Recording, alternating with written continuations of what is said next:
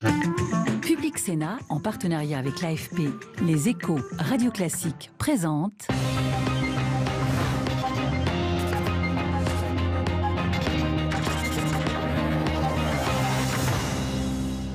Éric Woerth, secrétaire général des Républicains, est l'invité de l'épreuve de vérité. Bonsoir. Bonsoir. Et merci d'être avec nous pour ce rendez-vous de Public Sénat avec l'AFP, Les Échos et Radio Classique. 3 grandes questions comme chaque semaine. D'abord, est-ce que tout est acheté vraiment dans le bilan de François Hollande qui va jusqu'à affirmer qu'il a redressé la France? Vous répondrez dans un instant à Jean-Francis Pécresse. Deuxième question, pourquoi le programme de Nicolas Sarkozy que vous soutenez est-il le meilleur? Vous le direz et vous répondrez à Guillaume Dodin. Enfin, troisième question, est-ce que la primaire n'est pas déjà pliée? Est-ce que la prière n'est pas déjà dite? Alain Juppé continue de marquer des points dans les tout derniers sondages. Et là, vous répondrez à Michael Zamès. Mais d'abord, Éric Woerth, une question d'actualité. Les policiers se disent à bout. Ils ont manifesté la nuit dernière. Les images sont spectaculaires sur les Champs-Élysées pour exprimer leur ras-le-bol. Est-ce que vous les soutenez? Oui, je les comprends.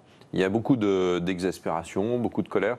Il faut voir qu'il y a 30% de plus en un an de violences commises envers les policiers. C'est évidemment assez insupportable. Je pense qu'ils n'ont pas totalement les moyens de travailler, qu'ils sont épuisés, comme les gendarmes d'ailleurs. Il n'y a pas que les policiers, les gendarmes aussi.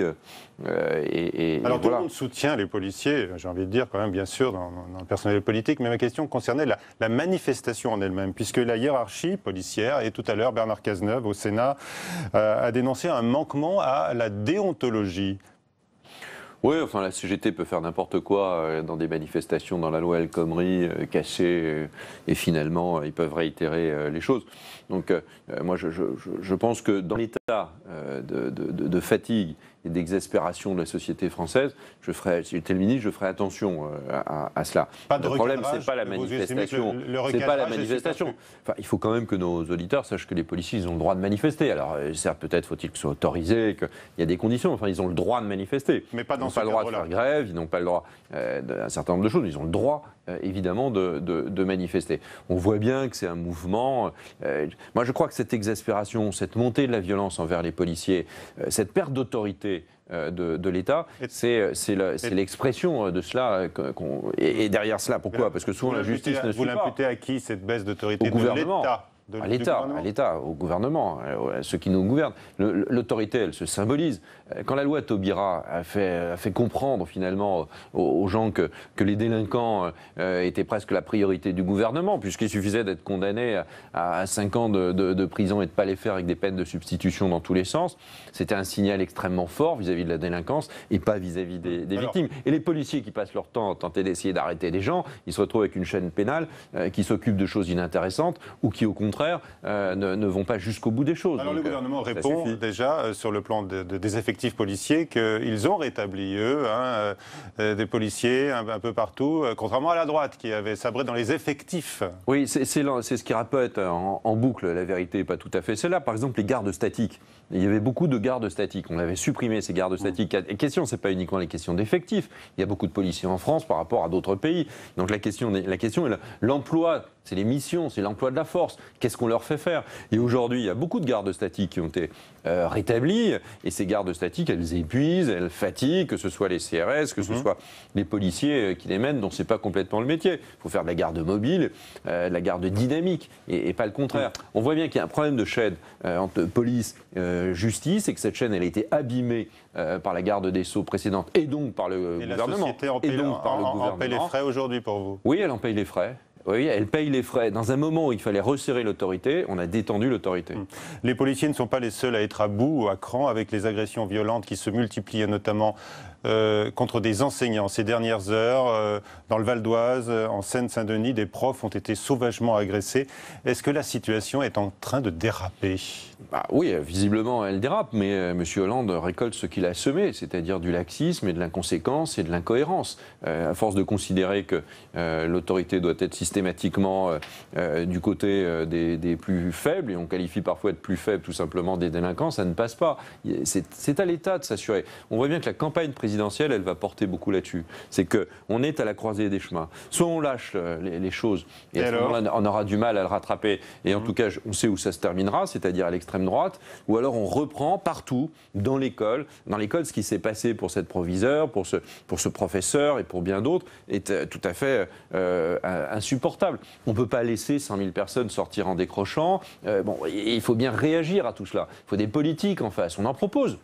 Les Républicains, Nicolas Sarkozy, ses concurrents, proposent un certain nombre de politiques, plus ou moins fortes. En tout cas, il n'y a pas de fatalité à laisser la France partir dans une vision laxiste des choses. Vous répondez donc autorité, sécurité. Ce sera l'objet de la deuxième partie de l'émission tout à l'heure sur le programme donc, du candidat que vous défendez pour la primaire, Nicolas Sarkozy. Mais tout de suite, c'est Jean-Francis Pécresse, le directeur de la rédaction de Radio Classique, que nous accueillons. L'épreuve de vérité avec Radio Classique et Les Échos. Bonsoir Jean-Francis. Bonsoir Michel, bonsoir Éric. Bonsoir. Alors François Hollande, comme on l'a vu hier sur le site de Florange, appelle les siens à être fiers du bilan de ce quinquennat. Est-ce que, dans une certaine mesure, il n'a pas raison tout de même? Est-ce que tout est à jeter dans le bilan de François Hollande? Oui, sûrement qu'en 5 ans, tout n'est pas à jeter. On doit pouvoir faire un bilan et puis regarder. Il y a sûrement eu des éléments positifs. On ne peut pas être dans la caricature tout le temps. Enfin, quand on regarde quand même l'ensemble du bilan, c'est ça qui compte. Oui. Mais quand on regarde l'ensemble du bilan, c'est au fond, est-ce que la France, elle a progressé ou pas? Est-ce qu'on est encore plus heureux de vivre en France 5 ans après? Est-ce qu'on est fier de vivre dans notre pays? Est-ce qu'on a donné une vision et un peu de perspective à notre pays? À ces questions, la réponse est non. Non. On est moins heureux qu'il y a 5 ans. On a bien du mal à rattraper l'après-crise en termes de pouvoir d'achat. Les déficits publics s'améliorent à la vitesse de la tortue. Les fonctionnaires et le secteur privé sont toujours en lutte les uns contre les autres parce qu'il y a 2 poids, 2 mesures. Le système social n'est pas équilibré. Bref, on a perdu sur beaucoup de tableaux. L'inflation ne repart pas. Et le chômage, il est totalement... il y a une sorte de fatalité au chômage de masse qui aujourd'hui ne trouve pas de solution. Il y a des points positifs quand même. L'investissement repart, le taux de marge des entreprises est en train de s'améliorer. Est-ce qu'il n'y a pas un certain nombre de choses aussi que vous auriez aimé faire et qui ont été faites sous ce quinquennat? Je pense au prélèvement à la source des impôts, par exemple. Non, ça ne marche pas comme ça. L'investissement va mieux, c'est vrai, depuis l'année dernière. Il a été très mal pendant 3 à 4 ans. C'est un quinquennat dans son ensemble. C'est pas parce que tout d'un coup ça va un peu mieux à un moment donné. Quand ça a été vraiment très très mal avant, la vérité c'est qu'on a reculé. C'est vrai dans le domaine des impôts, la surtaxation partout, le matraquage fiscal, il est passé au fond des entreprises vers les ménages. Et tous les ménages le savent très bien. Il n'y a pas de cohérence. Une politique de réforme, c'est d'abord de la cohérence sur tous les sujets. On met en phase les outils de qualification, les outils de production, la compétitivité du pays, le contrat de travail. Rien de tout cela n'a existé. On a changé sans arrêt de politique. Voilà, ça ne peut pas fonctionner. Parce que sur Florange, je vais être l'avocat du diable un peu, mais ce qu'il avait promis en 2012 a été au fond tenu, puisque les 629 emplois, les 629 salariés de Florange ont tous été manifestement reclassés ou sont partis à la retraite et la filière froide fonctionne encore aujourd'hui. Il avait parlé de politique industrielle, les salariés n'avaient pas compris tout à fait ça, enfin, interrogez-les, donc ils n'avaient pas compris tout à fait cela. Donc moi je suis un peu étonné de considérer que Florange est un succès. Je ne sais pas si c'est un échec, mais enfin, le moins qu'on puisse dire, c'est pas un succès. Demandez à la députée d'ailleurs de la circonscription, elle vous le dira, elle est même sortie du gouvernement en partie pour cela. Moi je pense que la vérité c'est que François Hollande n'est plus audible. Quel que soit ce qu'ils disent aujourd'hui, il est tombé si bas qu'il n'est plus audible. Pour un président de la République, c'est quand même un problème. C'est quand même un tout petit problème. Pour quelqu'un qui n'est pas président, on peut gérer ça. Pour un président de la République, c'est compliqué, il n'est pas audible internationalement. Mais certains de ses amis lui demandent de prendre la parole, justement. Vous pensez que c'est inutile alors il a beaucoup prise, il l'a prise, il s'est exprimé dans un livre étrange et curieux. Il a revu beaucoup de vos collègues pendant des dizaines et des dizaines de fois. Et il dit des trucs qui ne sont absolument pas compatibles avec ce qu'il dit entre le privé et le public. On voit bien que tout ça est... Il peut se représenter? J'en sais rien, c'est à la gauche de le dire. En tout cas, il ne donne pas envie. Vous avez un avis? Oui, mon avis, avis que c'est un échec. Non-vie, peut-être. Bon, c'est un échec total. Non, je ne sais pas quel est notre intérêt. Alors vous avez un avis, alors lequel? Oui, je pense qu'il ne coche aucune case pour être candidat à la présidence de la République. C'est un échec total. Aujourd'hui, les Français doutent de sa compétence à être président de la République. C'est quand même un doute assez profond. Il n'a pas respecté sa parole. Il a eu un comportement, le moins qu'on puisse dire, absolument étonnant. Donc je crois qu'il faut tourner la page. Budget 2017, il est examiné à partir d'aujourd'hui à l'Assemblée. En ce moment. Est-ce que ce budget 2017, c'est un boulet pour la prochaine majorité que vous souhaitez être? Oui, parce que il y a d'abord ce boulet, ce budget, pardon, il est assez factice, et ça ne veut pas dire grand-chose d'examiner un budget comme ça, parce que c'est un budget électoral, totalement électoraliste, construit autour de l'élection présidentielle. Il y a plein de cadeaux. Ce budget, il crée des charges supplémentaires pour l'année 2018. Vous les il avez estimées à renvoie plus tard. Bon, c'est difficile à dire, mais c'est au moins une dizaine de milliards d'euros. Donc ces charges, elles sont repoussées, un peu comme de la poussière sous le tapis, et elles viendront obérer le travail de la future majorité. Donc le vrai budget, c'est juillet. Le vrai budget, c'est juillet 2017. Étonnamment, on a déplacé l'exercice budgétaire du mois d'octobre ou de novembre au mois de juillet. C'est soit nous sommes au pouvoir et nous retravaillons ce budget en fonction des proposition du candidat qui sera élu, soit nous ne sommes pas au pouvoir. Et donc, si c'est les socialistes, ils remettent d'équerre ce budget qui est dans des hypothèses macroéconomiques assez surréalistes, et c'est pas moi qui le dis, c'est au comité aux finances publiques. Et deuxième point, pousse loin un certain nombre de dépenses qui concernent pourtant l'exercice à venir et anticipe sur des recettes à venir. Donc on aura moins de recettes en 2018 qu'on devrait en avoir, on aura plus de dépenses qu'on devrait en avoir. L'État reste lui-même d'ailleurs dans un déficit important et la dette continue à progresser. Bon, le moins qu'on puisse dire, c'est que c'est quand même pas très excitant. Question sur Notre-Dame-des-Landes. Le Premier ministre Manuel Valls a réaffirmé sa volonté de l'évacuer par la force, il le faut. Est-ce que ça vous rassure? Est-ce que vous êtes très favorable à ce que ce soit fait dans les jours à venir ou dans les semaines? Il a raison, demain s'il veut, il a raison. Il faut aller au bout des voies de droit. Déjà, ça prend beaucoup de temps. Il est inacceptable qu'il y ait des gens venus de tous les pays, d'ailleurs, des gens qui n'ont rien à faire à cet endroit-là et qui ne sont juste des activistes politiques, qui prônent la violence.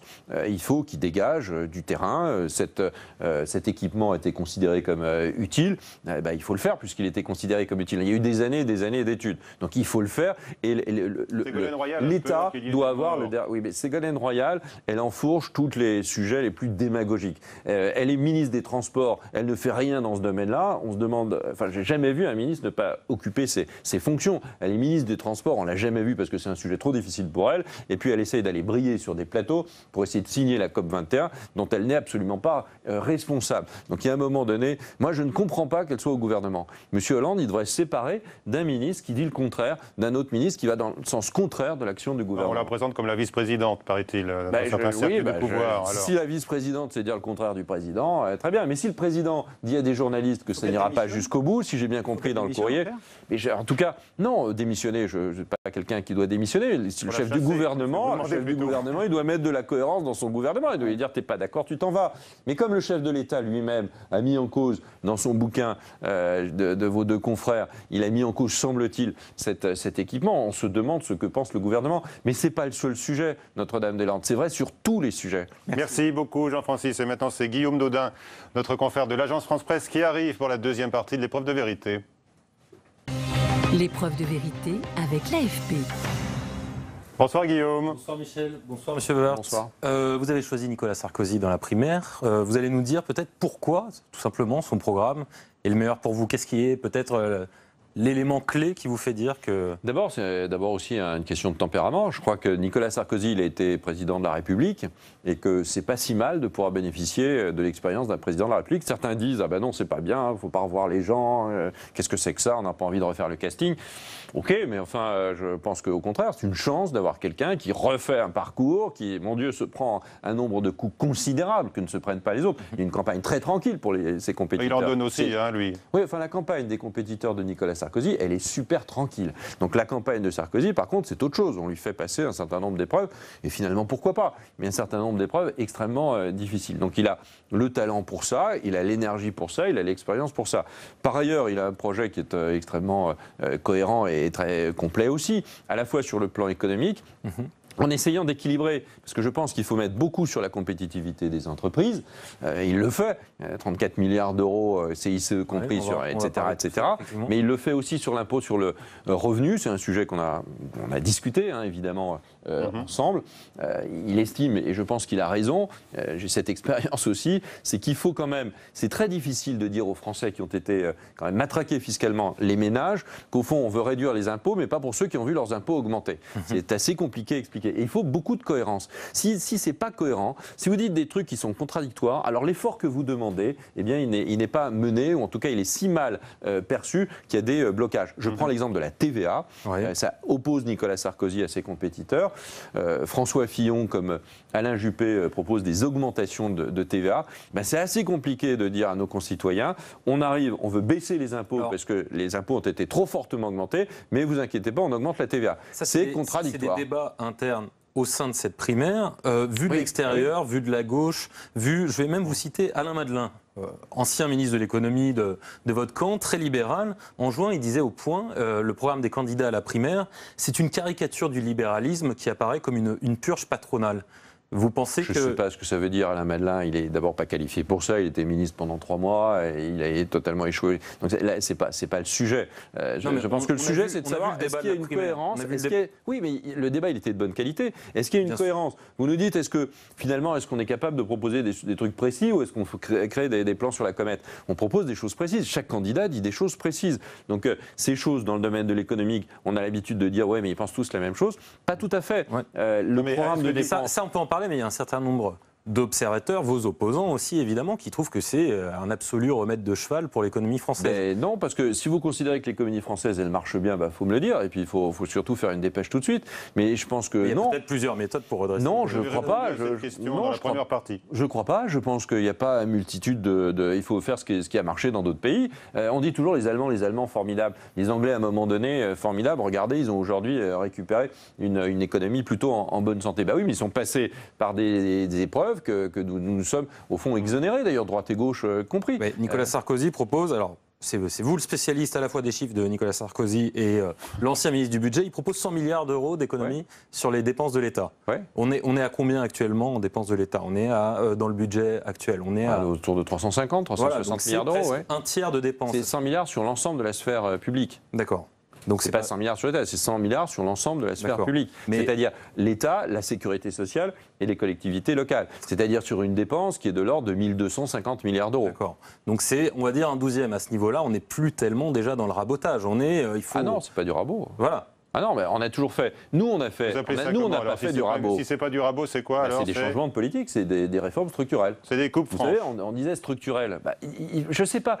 Il faut baisser la dépense publique. C'est l'intérêt national. C'est l'intérêt du pays. Il faut baisser la dépense publique. Elle est aujourd'hui à 56 ou 57% de PIB, selon qu'on calcule avec les crédits d'impôt ou pas les crédits d'impôt.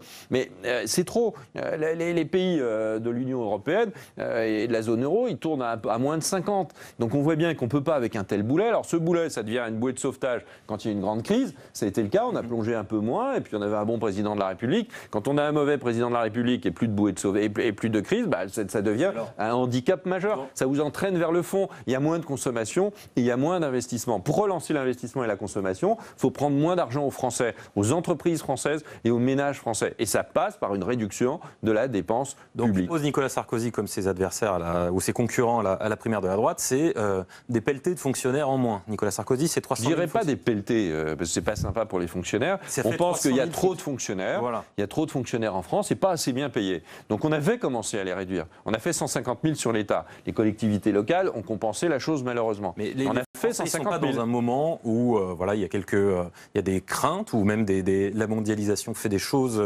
difficiles contre eux. Est-ce qu'ils sont pas dans une demande de plus de services publics? La réforme, c'est l'espoir.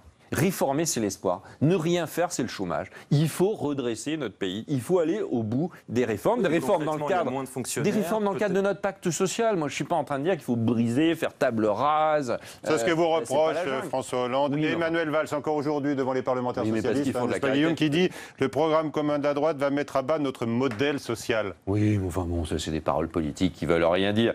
Mettre à bas le modèle social français, c'est 6 millions de chômeurs. Mettre à bas le modèle social français, c'est les petites retraites partout. Mettre à bas le modèle social français, c'est de faire que les jeunes, ils considèrent que l'avenir, il est en dehors de France. Et ça, c'est pas Nicolas Sarkozy, hein. Ça c'est François Hollande, Manuel Valls, Monsieur Hérault et plein d'autres. Donc il y a quand même des limites à l'hypocrisie. Il y a une hypocrisie socialiste aujourd'hui qui est totalement insupportable. Donc on doit revenir à quelque chose de sain, quelque chose de sérieux, faire en sorte que la France reste la France, qu'on soit toujours solidaires les uns des autres, mais dans des conditions de responsabilité. Je crois à la responsabilité collective, mais je crois surtout à la responsabilité individuelle. Et quand il y a trop de responsabilité collective, alors tout le monde s'exonère de sa responsabilité individuelle. Allez, c'est Mickaël Zamès qui arrive maintenant pour la dernière partie de l'épreuve de vérité.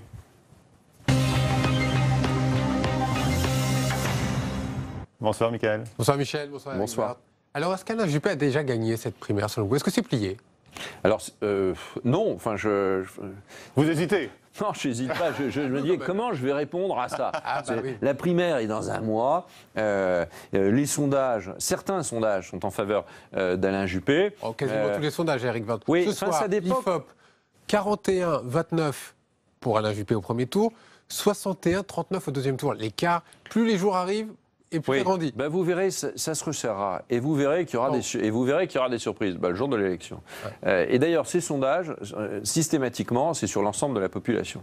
Et c'est une population qui s'estime aller voter, puis il y a des parts de gauche, il y a des parts de tout.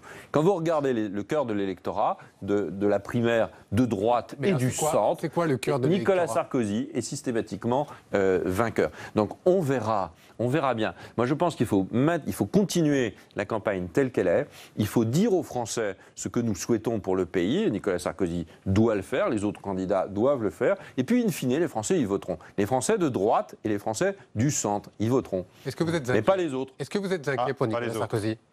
Non, moi j'ai aucune inquiétude. Oui. Je peux vous assurer que je suis extrêmement zen. On maintient la campagne, elle est puissante. Il est partout sur le terrain. Il y a du monde dans toutes les salles, plus de monde que pour quiconque. Je n'ai aucune inquiétude. La qualité de ses propositions est forte. Tout ça se verra. Moi, j'ai pas d'adversaire dans cette campagne. Vous voterez pour le vainqueur de toute façon, sans état d'âme. Je soutiendrai le vainqueur dès le soir du second tour et je ferai sa campagne, évidemment. C'est les règles de la primaire et elles sont extrêmement importantes. Je n'ai aucune question là-dessus. Je dis simplement que je pense que Nicolas Sarkozy est le meilleur candidat. Sauf que, évidemment, comme il est la cible de tout le monde, c'est nettement plus simple. Je pense que la campagne de tous les autres candidats est une campagne assez simple, au fond. Il n'y a jamais de coup, personne ne dit jamais rien. Donc chacun y va de sa petite campagne. Est-ce que la campagne de Nicolas Sarkozy est plus compliquée. Anti-Sarkozy. Est plus compliquée. Oui, il y a beaucoup de ça. Sarkozy est une omni-cible. Au fond, il est la cible de tout le monde, c'est la cible des médias, c'est la cible absolument de tout le monde. Dès qu'il dit quelque chose, s'il bat un mouvement de cils, c'est pas comme ça qu'il fallait faire, il fallait battre l'autre cile. Tout est très très analysé. Bon, on verra. Vous le victimisez beaucoup là quand même. Oui, c'est parce que c'est la vérité, Donc on verra bien, C'est une campagne puissante. Cette campagne puissante, elle portera ses fruits. Moi, j'ai pas de doute là-dessus. Alors, vous avez dit il y a un instant que vous appelez les électeurs de droite et du centre à voter. Oui. J'ai bien compris que vous avez oublié ceux de gauche. Ils n'ont pas leur place dans cette primaire. Écoutez ce que dit Alain Juppé au sujet de la participation éventuelle ou confirmée, selon certains sondages, 10% dit-on, d'électeurs de gauche à la primaire de droite et du centre. Nous avons voulu des primaires ouvertes, il faut l'assumer. Je vois d'ailleurs que Nicolas Sarkozy fait mieux que moi dans l'électorat du Front National. Donc est-ce qu'on va interdire aussi l'ouverture des primaires? Lui n'a pas fait appel aux électeurs du Front National. Je n'ai pas fait appel aux électeurs de gauche. Qu'est-ce que c'est que cette histoire? J'ai fait appel aux électeurs de la droite et du centre. C'est qui les électeurs déçus du hollandisme? Ce sont souvent des électeurs déçus du sarkozysme. Si M. Kouchner vient voter, par exemple, en disant « j'ai été ministre de Nicolas Sarkozy », qu'est-ce qu'on va faire? Alors, qu'est-ce qu'on fait? Les électeurs, les électeurs déçus du Sarkozy sont des électeurs déçus du gouvernement dans son ensemble. Hein. Tout le monde a été ministre, et ministre très important à tous les moments. Donc vraiment, c'est important à dire. Le quinquennat, il est propriété de tous ceux qui y ont participé. Personne n'est parti en claquant la porte. Ce serait différent. Personne n'est parti en claquant la porte. Donc il y a, je pense, sur le quinquennat de Nicolas Sarkozy, une cohérence. Donc je pense qu'il y a des appels du pied. Voilà, globalement, il y a des appels du pied sur les électeurs de gauche en disant vous êtes déçus par François Hollande, venez donc voter pour nous. D'ailleurs, qu'importe, venez voter pour nous à l'élection primaire, peut-être que vous voterez pour la gauche à l'élection présidentielle elle-même, parce que c'est ça qui va se passer. Moi, l'électeur de gauche qui décide d'être à droite, il a sa place dans la primaire, je n'ai pas de problème, il n'est plus à gauche, donc il devient à droite. Jusqu'au bout. Il a raison, ah oui. Il faut qu'il reste jusqu'au bout. Il ne faut pas qu'il vienne. L'électeur de gauche n'a pas à interférer dans la primaire de la droite. Comme l'électeur de droite, il n'a pas à interférer dans la primaire de la gauche. Parce que dans ce cas-là, il ne faut pas faire de primaire. Dans ce cas-là, ça veut dire qu'on est en train de vicier la primaire et donc de vicier. De vicier le résultat. Donc de rejeter le résultat éventuellement. J'ai pas dit ça. Et de vicier. Laissez-moi parler. Et de vicier l'élection présidentielle elle-même. Donc il faut faire très attention à ça. Si nous faisons, il faut de la déontologie dans l'élection primaire. C'est pas le problème de la haute autorité. La haute autorité, elle fait. Si les électeurs de gauche juste vont de la voter, mécanique. s'ils vont sur voter la à cette politique, primaire. moi j'ai vu, si vous voulez, j'ai quand même vu des interviews dans Libération. C'est une drôle d'idée. Oui, j'aime beaucoup Jean-Pierre Raffarin. C'est un ami, et c'est un ami personnel. Mais faire une interview dans Libération, c'est signé. Ça veut dire simplement, on fait un appel du pied à l'électorat de gauche. Libération est un journal de gauche qui se revendique à gauche. Donc ça ne va pas. Si les électeurs de gauche vont voter à la primaire, est-ce que la primaire est faussée ? Non mais moi je veux tout faire pour qu'ils ne le fassent fassent pas. Je ne tire aucun enseignement. Parce que si vous voulez m'attirer pour dire on va contester le résultat de la primaire, moi je ne contesterai pas le résultat de la primaire. Parce que dans ce cas-là... je ne contesterai pas. Vous parlez même d'accro à la déontologie, c'est assez fort. Oui bien sûr, je ne tire pas de conséquences de ce que je dis, mais je tire la sonnette d'alarme pour que ça ne se passe pas. Les proches de François Hollande ont fait sortir un petit papier, ou en tout cas un petit fascicule, dans lequel il est marqué tout ce qu'il pense comme mal d'Alain Juppé sur son programme économique, sur son passé judiciaire. Le but, c'est de les décourager d'aller voter à la primaire de droite. C'est l'alliance de circonstances. Non, il n'y a aucune alliance avec François Hollande, parce que ça, franchement, ça peut vous tirer vers le bas. Hein. Une alliance avec François Hollande, ce serait vraiment absolument dramatique. François Hollande est un président stagiaire, on n'en veut plus, personne n'en veut plus, donc il doit partir. Donc il faut, cette primaire, elle est sérieuse, et moi je demande qu'on y réponde sérieusement. Si un électeur considère qu'il signe la charte de la primaire, on aurait dû faire une charte d'ailleurs plus longue, qui signe cette charte pour dire je suis un électeur de droite, c'est ça que ça veut dire. Je suis un électeur de droite et du centre.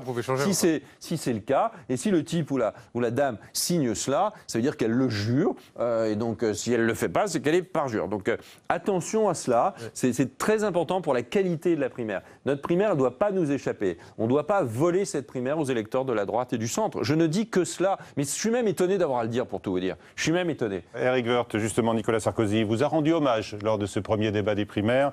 Il a évoqué votre non-lieu dans l'enquête de la vente de l'hippodrome de Compiègne. Aujourd'hui, on apprend que Bettencourt plutôt aussi. L'affaire Bettencourt. La relaxe d'affaire Bettencourt, le non-lieu, je pense au non-lieu, puisque cette affaire de l'hippodrome de Compiègne est-elle relancée? La Cour d'appel demande la reprise de l'enquête. Votre réaction? Bon, il y a déjà eu 2 instructions, une qui a duré 4 ans à la Cour de justice et à la Cour de cassation. Hein. C'est les mêmes magistrats qui a conclu un non-lieu me concernant, c'était la partie ministérielle. Tout a été vu et regardé, c'est pas une affaire, c'est un dossier. Alors, la Cour d'appel il n'y a pas d'affaire de l'hippodrome de Compiègne, il y a un dossier. C'est une bagarre entre administrations.